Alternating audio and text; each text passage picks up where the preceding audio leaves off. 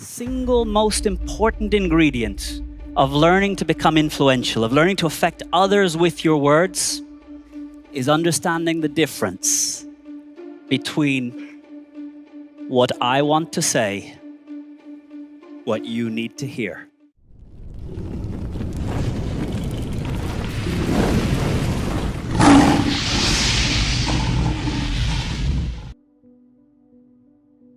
But I guarantee, when you arrive home tonight and the door opens into your house or your apartment, and as you walk through, your partner says, "You're late.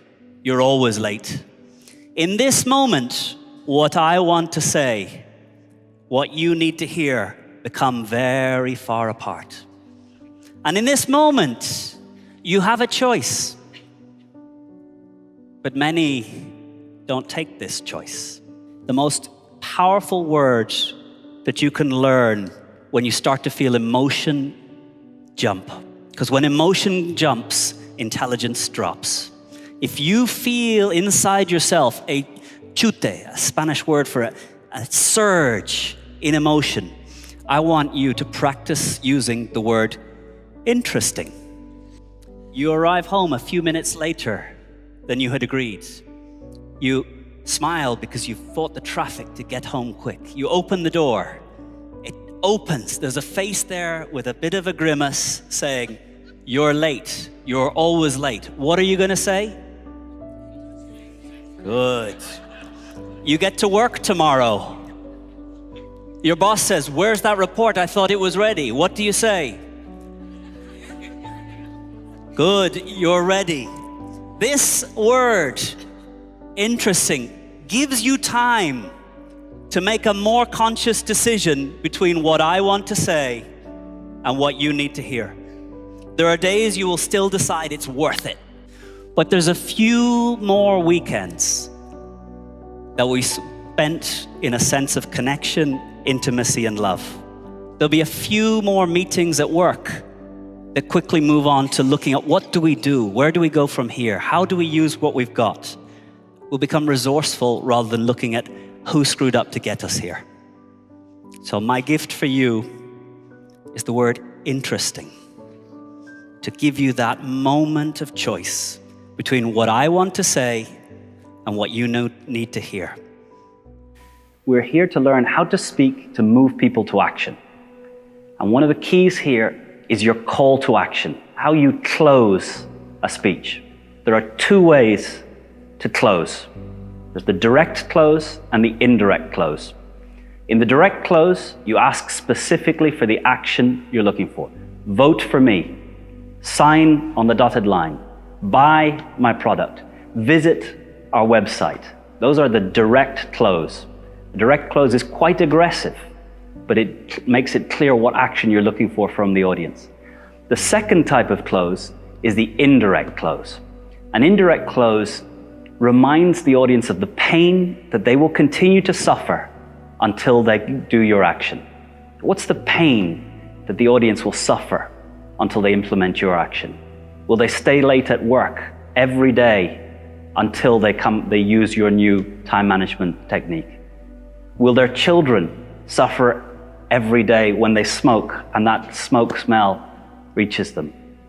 If they fail to insulate their attic, will they lose 10 euros in energy going out through the roof every day? So a direct close, call for the action directly. An indirect close, remind the audience of the pain. What's the pain that's going to go away when they move to the action you're looking for? Those are the only two ways to call to action. And Aristotle tells us we need to connect on three levels if we are to change another person, if we are to reach them with our words, if we are to reach them and allow them to see a new way of seeing the world. Logos, ethos, and pathos. Logos is that my words make sense from your point of view. My argument starts from where you start. My beliefs start from what you believe.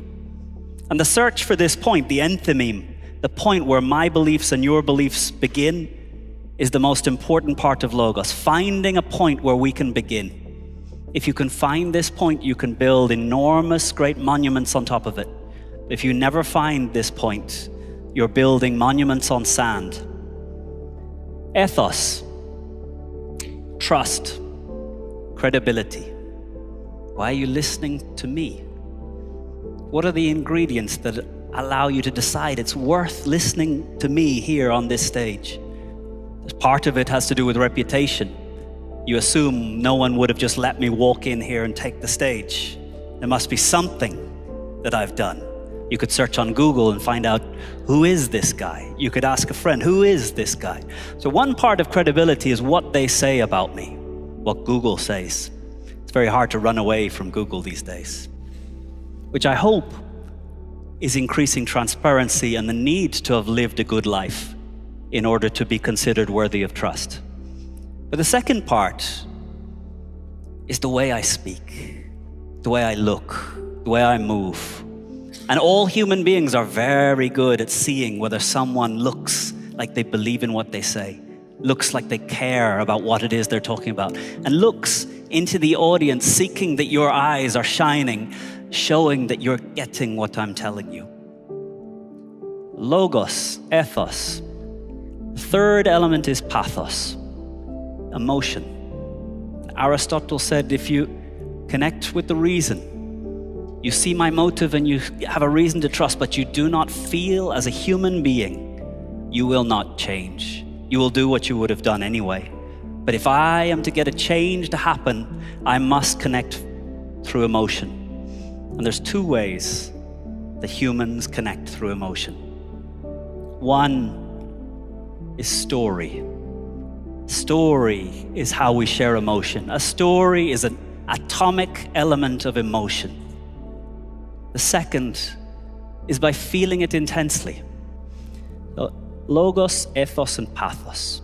If you want to connect to another human being, you must find a way of connecting on these three levels. Logos, that your argument makes sense from their point of view. Ethos, they understand your motive, why it's important to you. Pathos, what do you feel? What do you want the other to feel about the messages that are important to you?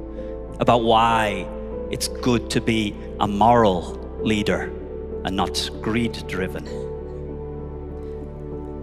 And for the last 10 years, I've been teaching.